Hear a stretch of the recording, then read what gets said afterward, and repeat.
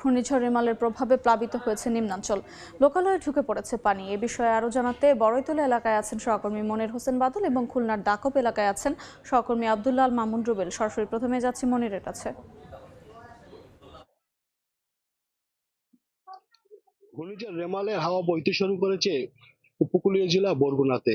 সকাল থেকেই কিন্তু এই যে বিষখালী নদী রয়েছে, বিষখালী নদীর 3 থেকে 4 ফুট উচ্চতা পানি বৃদ্ধি পেয়েছে, যার কারণে কিন্তু লোকালয়ে কিন্তু পানি ঢুকে পড়ছে। আপনি যে দেখতে পাচ্ছেন যে এখানে কিন্তু কয়েকটা বাড়িঘর রয়েছে, এই বাড়িঘরের ভিতর কিন্তু ইতিমধ্যে পানি ঢুকে পড়েছে এবং যারা আছে তাদের মালামাল আসলে রাস্তায় সরিয়ে নেওয়া শুরু করেছে এবং এদেরা কিন্তু অনেকে কিন্তু সাইক্লোন সেন্টারে কিছুক্ষণের ভিতর যাবে তাদের মালামাল গুলো নিয়ে।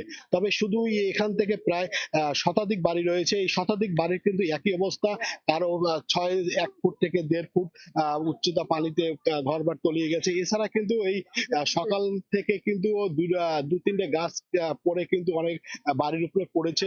এছাড়া যারা পানিবন্দী অবস্থায় এখন যারা এখানে রয়েছে, বিষখালী নদীর পানিটা কিন্তু বর্তমানে কিন্তু আরো কিন্তু বৃদ্ধি পাচ্ছে। যত সময় যাচ্ছে অতই বৃদ্ধি পাচ্ছে এবং মানুষের ভিতরে কিন্তু অতটাই আতঙ্ক বিরাজ করছে।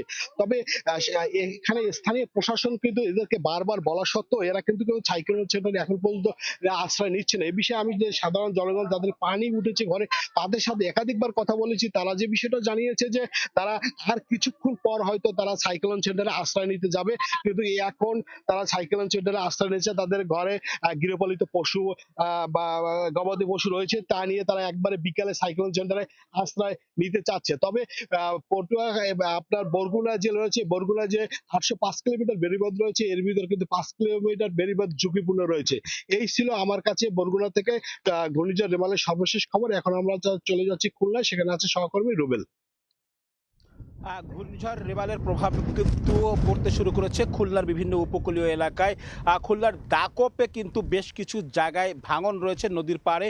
এসব জায়গায় কিন্তু জোয়ারের পানি বৃদ্ধি পেয়েছে সকাল থেকেই এবং বৃষ্টি হচ্ছে। এখানে সকাল থেকেই বৃষ্টি শুরু হয়েছে এবং কখনো ভারী বৃষ্টি হচ্ছে, কখনো হালকা বৃষ্টি হচ্ছে এবং নদীতে স্বাভাবিকের থেকে বেশি উচ্চতায় রয়েছে এখানকার পানি এবং একেবারেই বেড়িবাঁধ যে জায়গাটিতে খুব সামান্য জায়গা ধরে কিন্তু এখানে টিকে আছে। এই স্রোত যদি কিছু সময় পরে আরও বাড়ে, অর্থাৎ ঘূর্ণিঝড় যে সময়টিতে আঘাত আনার কথা সে সময় আঘাত হানে, তাহলে কিন্তু যে লম্বা সরু পথ দেখা যাচ্ছে এই পথটি কিন্তু ভেঙে যাওয়ার আশঙ্কা করছেন এখানকার স্থানীয় বাসিন্দারা এবং তারা কিন্তু বারবার বলছিলেন যে এইটি ঘূর্ণিঝড়ে যে কোনো সময় ভেঙে পড়তে পারে, সেরকমই একটি আশঙ্কা এখানে দেখা যাচ্ছে। এর পাশাপাশি যদি একটু বলি যে এখানে যদিও খুলনার বিভিন্ন কয়রা, পাইকগাছা, দাকব সহ বিভিন্ন এলাকায় ঘূর্ণিঝড়ের জন্য প্রস্তুতি নিতে বলেছে, এই প্রস্তুতি নিয়েছে জেলা প্রশাসনের পক্ষ থেকে। এখানে আশ্রয় কেন্দ্রগুলোতে কিন্তু এখানকার যারা সাধারণ মানুষ রয়েছেন এবং নদীপাড়ের বাসিন্দারা রয়েছেন তাদেরকে কিন্তু নিয়ে যাওয়ার জন্য মাইকিং করা হচ্ছে। যদিও আমরা সেভাবে এখানে সাড়া দেখছি না যে মানুষ এখান থেকে যাচ্ছে। নদীর একদম পার ঘেরে যে সমস্ত বাড়িঘর রয়েছে তারা কিন্তু বেশি আতঙ্কিত রয়েছেন যে কখন এই ঝড়টি আসলে বড় করে আঘাত হানায় এবং সেই আঘাত হানলে তারা আসলে কী ধরনের ক্ষতির মুখে পড়েন।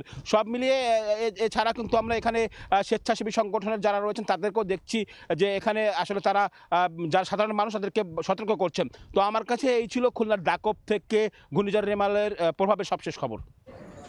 রেমালের খবর জানছিলাম বরগুনা ও খুলনা থেকে।